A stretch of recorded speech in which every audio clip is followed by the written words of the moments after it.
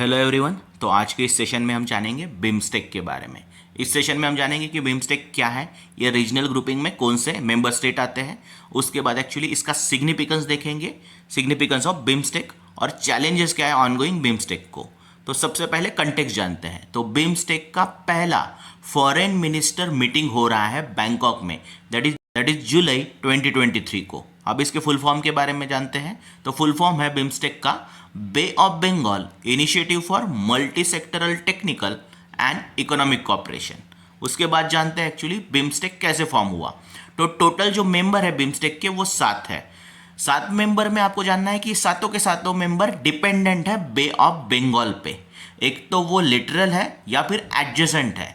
तो इसमें total 7 member कौन कौन से हैं? एक है बांग्लादेश, भूटान, नेपाल, इंडिया, श्रीलंका और 2 साउथ ईस्ट एशियन कंट्रीज हैं, म्यांमार एंड थाईलैंड। तो इसमें कुछ 5 जो कंट्रीज हैं वो एडजेसेंट है और 2 ऐसे कंट्रीज हैं जो डिपेंडेंट है, that is Nepal and Bhutan. तो इस तरीके से 7 मेंबर हो गए।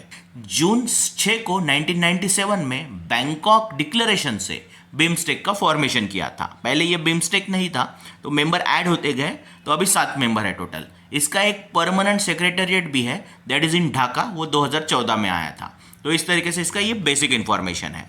अब जानते हैं बिम्स्टेक के सिग्निफिकेंस के बारे में।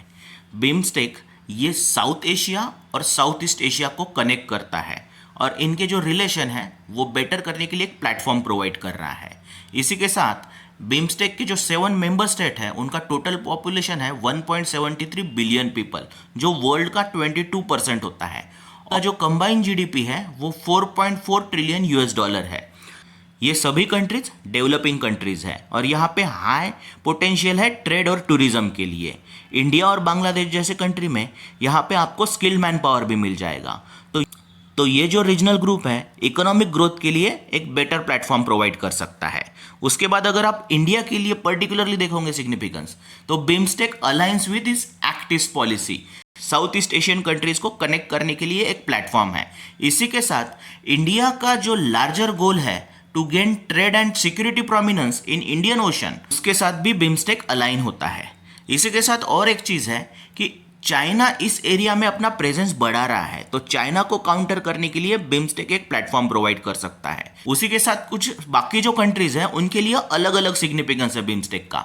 जैसे बांग्लादेश के लिए इकोनॉमिक डेवलपमेंट, श्रीलंका के लिए एक हब बनना शिपमेंट का इन इंडो पैसिफिक रीजन, नेपाल और भूटान जो लैंडलॉक कंट्रीज है, माउंटेन स्टेट है, वो बाकी कंट्रीज के साथ बेटर कनेक्ट हो सकती है बिम्स्टेक से, और सी के साथ भी कनेक्ट हो सकता है। इसी के साथ म्यांमार और थाईलैंड कंट्रीज ये देख रहे हैं कि वो कैसे अपना ओवर डिपेंडेंस कम कर सके चाइना पे, और वो अपना कंज्यूमर मार्केट भी ओपन कर सके बाकी कंट्रीज के लिए। तो इस तरीके से बिम्स्टेक अलग अलग कंट्रीज को अलग अलग अपॉर्चुनिटी प्रोवाइड कर रहा है। तो ये था इसका सिग्निफिकेंस। अब जानते हैं कि बिम्स्टेक कैसे डिफरेंट है आसियान से या सार्क से, और वो डिफरेंस है इसका सेक्टर ड्रिवन ऑर्गेनाइजेशन। तो सेक्टर ड्रिवन ऑर्गेनाइजेशन स्ट्रेटजी क्या कहता है कि अलग अलग एरियाज है cooperation, total 14 areas of cooperation है, और अलग अलग कंट्रीज को अलग अलग सेक्टर दिया गया है एक्सपर्टीज के हिसाब से और उसे लीड करने के लिए, जिससे वो अपना एक्सपर्टीज और नॉलेज शेयर करेंगे। टोटल 14 एरिया ऑफ कॉपरेशन है, आपको यहाँ पे दिखाई दे रहे हैं। इंडिया को 4 एरियाज मिले हैं, 4 सेक्टर्स मिले हैं। वो है counter terrorism and transnational crime, transport and communication, tourism and environment and disaster management. तो इंडिया क्या करेगा, इसमें एक्सपर्टीज जो है शेयर करेगा। तो ये जो सेक्टरल ड्रिवन अप्रोच है ये इसे डिफरेंट बनाता है सार्क और आसियान से। तो ये था उसका डिफरेंस। तो मेंबर स्टेट को बिम्स्टेक बहुत ज़्यादा अपॉर्चुनिटीज प्रोवाइड कर रहा है, प्लेटफॉर्म प्रोवाइड कर रहा है। फिर भी इस ग्रुपिंग को कुछ चैलेंजेस है, तो हम चैलेंजेस देखते हैं।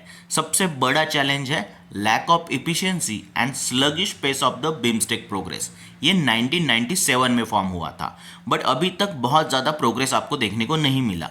सबसे पहला चैलेंज है यहाँ पे इसमें कि यहाँ पे जो पॉलिसी मीटिंग होती है वो हेल्ड नहीं होती है। ऑपरेशनल मीटिंग भी कंटिन्यूअस जो रेगुलर बेसिस पे होने चाहिए वो मीटिंग्स नहीं हो रहे हैं। इवन जो पॉलिसी मेकिंग मीटिंग्स थे वो प्लान के हिसाब से नहीं हो रहे हैं। तो ये सबसे बड़ा चीज़ है यहाँ पे कि इफिशिएंसी है और पेस काफ़ी स्लो रहा है। इसी के साथ आप देखोगे कि 1997 में फॉर्म हुआ बिम्स्टेक, बट इसका सेक्रेटेरिएट कब बना? 2014 में, दैट इज इन बांग्लादेश। तो तो इतने साल तक यहाँ पे सेक्रेटेरिएट भी नहीं था। तो बाकी भी चीज़ें चैलेंजेस है इस सेक्रेटेरिएट को, जैसे फंडिंग नहीं होता है, इनएडिक्वेट financial and man power assistance नहीं है ऑपरेशनल एक्टिविटीज़ के लिए, तो ये एक और चीज़ है। उसके बाद लोगों ने इसमें पर्टिकुलरली इंडिया को क्रिटिसाइज किया है। क्यों? क्योंकि इंडिया यहाँ पे ओवरऑल सभी टर्म में सबसे बड़ा मेंबर है।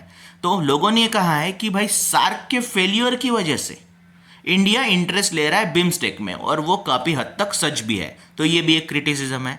इसी के साथ और चैलेंजेस है, that is trans border trade and connectivity. तो मेंबर स्टेट ने प्रोग्रेस के लिए, अपॉर्चुनिटी के लिए ट्रेड बढ़ाना चाहिए।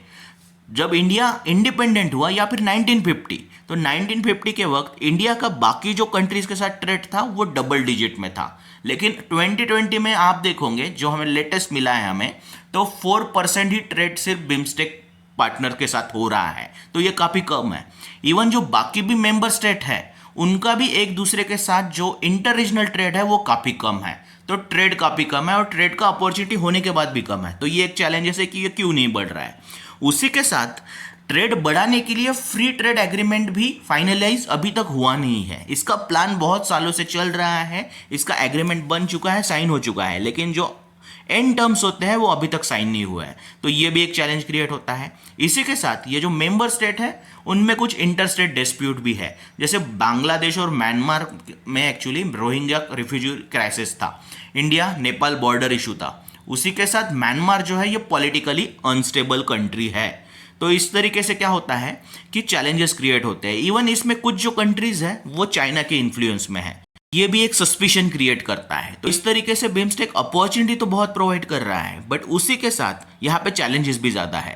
तो ये था हमारा overall topic regarding BIMSTEC. Thanks for watching UPSC brainstorming. Also subscribe the channel.